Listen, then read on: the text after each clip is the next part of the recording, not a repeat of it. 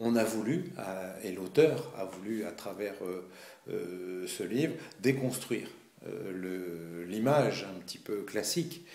qui est associée aux mousquetaires, qui est associée bien sûr à la geste héroïque de D'Artagnan, hein, qui incarne non seulement l'archétype du mousquetaire, mais au-delà de l'archétype du mousquetaire, l'archétype de la valeur française, puisque D'Artagnan est chargé de cette lourde responsabilité de représenter à lui tout seul la France, son génie, ses failles aussi. Rémy Masson a voulu déconstruire ce mythe, alors non pas pour le plaisir de l'iconoclaste, mais tout simplement pour raccrocher l'histoire des mousquetaires à une forme de réalité objective, qui est l'histoire d'une unité d'élite, tout simplement, puisque c'est vraiment comme ça que Louis XIII, puis son fils, Louis XIV, ont conçu cette unité, qui n'était pas très nombreuse, c'était 2 compagnies, donc au maximum, hein, quelques dizaines d'hommes dans chaque compagnie. Les effectifs évoluent au cours du siècle. Les mousquetaires servent à faire la guerre. Et ça, c'est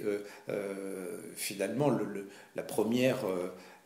leçon qui nous est donnée par Rémy Masson. Il s'agit bien d'une unité d'élite que l'on recrute de façon extrêmement sélective, que l'on emploie dans des circonstances extrêmement périlleuses. Au-delà de cette vocation militaire, les mousquetaires servent aussi à des opérations de police intérieure. Il ne faut pas oublier qu'un des faits d'armes finalement les plus célèbres de D'Artagnan, c'est l'arrestation de Fouquet. Et c'est bien là un emploi tout à fait classique des mousquetaires, puisque ce sont des troupes de la maison du roi qui servent auprès de la personne du roi, qui servent à surveiller la cour, qui servent à surveiller Paris. On voit bien ici que le mythe flamboyant du mousquetaire qui se bat en duel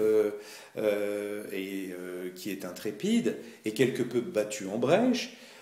En revanche, ce qui reste de ce mythe, c'est bien évidemment une culture du courage, une culture de l'audace, et c'est précisément parce que ces mousquetaires, étant animés de cette culture du courage, sont décimés dans les batailles, que Louis XIV se sent obligé de créer des troupes nouvelles sur ce modèle-là, par exemple les grenadiers à cheval du roi, pour seconder les mousquetaires, parce qu'il y a de telles pertes dans les opérations militaires, ils se livrent avec une telle ardeur, à l'image de D'Artagnan au siège de Maastricht, qu'il faut bien les remplacer. Et donc, ce qui reste malgré tout du mythe, c'est bien en effet cette culture du courage intrépide qui pose en réalité des questions très intéressantes dans un siècle qui est le XVIIe siècle et qui est le siècle de la soumission de la guerre à des préceptes rationnels, à une stricte économie de la violence. Et les mousquetaires ont un rôle dans cette économie de la violence. C'est eux, précisément, dans une économie globale de la violence, qui dépensent sans compter. Vauban, qui est le grand théoricien de cette guerre réglée, de cette guerre rationnelle, de cette guerre mathématisée, Vauban considérait en effet que dans une guerre parfaitement soumise à des opérations rationnelles, il y avait des moments et des moments parfaitement identifiés où la violence devait se déchaîner. Et c'est les mousquetaires qui incarnent ces moments où la violence devait être absolue, d'une pure brutalité, et ils en sont les héros.